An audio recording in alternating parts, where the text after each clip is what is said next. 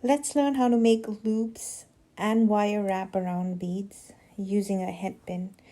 So I have my head pin and I have a bead over here. It's a crystal bead. I'm just going to insert it through the hole in the bead.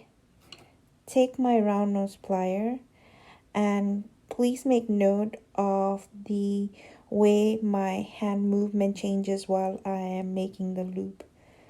So the first thing I need to do is make sure that this plier is like running parallel to the ground and it is kind of flat.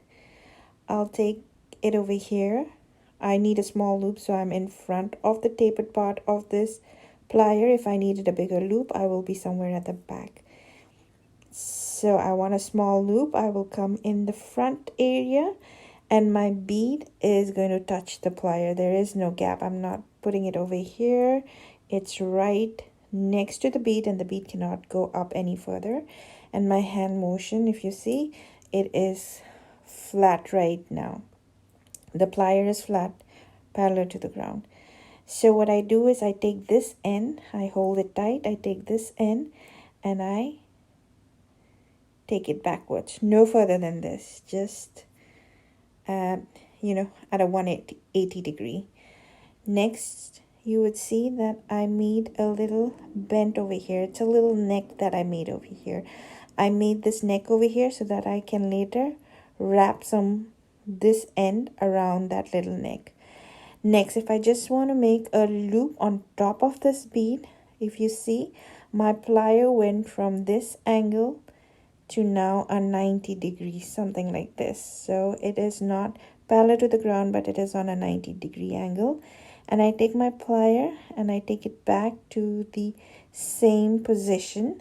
So now the plier is here, it's touching the bead, but it is on a 90-degree angle. Now I take this end and I take it from back to front and I put it down. 90 degree back to front. Now I can let go of it. I will have something like this. Now my hand motion goes back to that parallel to ground. Plier now goes back into this little nook over here, this little loop that I created. Bead is down, it's not touching the plier. I take it back to that same position. If you are new to jewelry making and you don't exactly remember where you last left it, you can use permanent markers to make lines over here and then always go back to that same line. I've made this many a time, so I'm just going to eyeball it.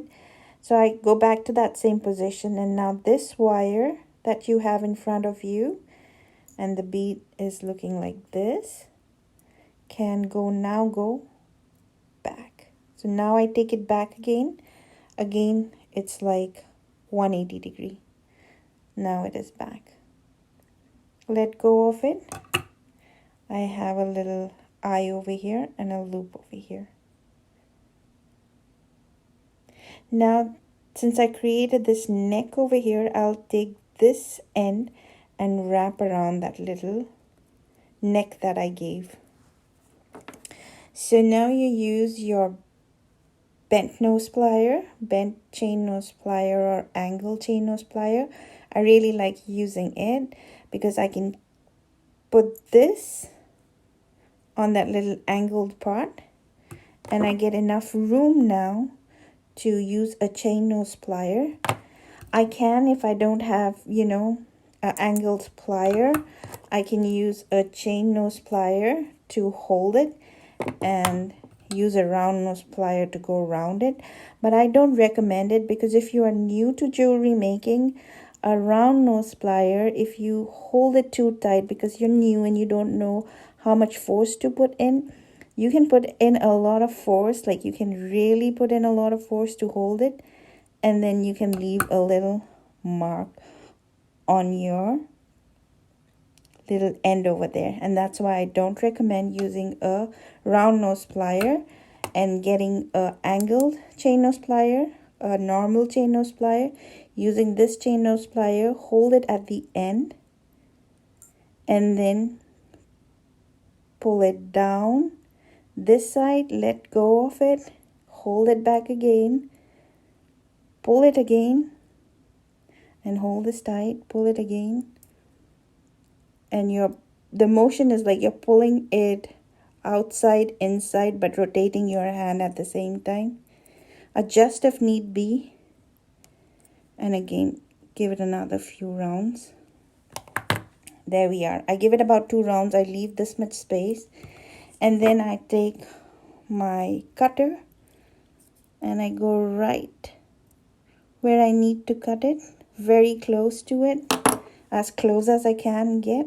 I'll take my hand and try to cover it, otherwise this piece is going to go flying off and can go into my eyes too. So what you do is put your hand over it and cut it, and that little piece can come down. And now we have the final product over here, which is a bead with the loop and wire wrapped around it. Now this technique is really important, and it can be used in many different ways as long as you remember the basics and the motion of your hand while you're making the loop and the wire wrap. In the next tutorial, I will show you how to use this bead and make into a beautiful earring.